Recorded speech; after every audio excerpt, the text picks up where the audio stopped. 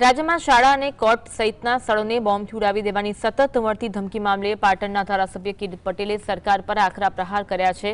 તેમણે જણાવ્યું કે પરીક્ષાના માહોલ વચ્ચે આવી ધમકીઓથી વાલીઓ અને વિદ્યાર્થીઓમાં ભારે ડર છે। છતાં છેલ્લા 2 મહિનાથી ગૃહ વિભાગ એક પણ આરોપીને પકડી શક્યું નથી।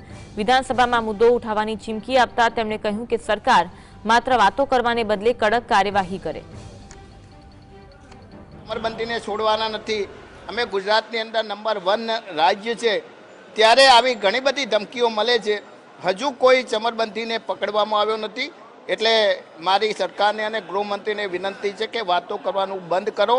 અને હાલ વિદ્યાર્થીઓ ચિંતામાં છે, વાલીઓ ચિંતામાં છે। આગામી સમયમાં ટૂંક સમયમાં પરીક્ષા આવી રહી છે, ત્યારે કાં તો તમે એવું વ્યવસ્થા તંત્ર ગોઠવો તો વિદ્યાર્થીઓ નિશ્ચિતપણે પરીક્ષા આપી શકે। અને આવી ખોટી ધમકીઓ આપી અને રાજ્યની અંદર ડરનો માહોલ પેદા કરનારની સામે કડકમાં કડક કાર્યવાહી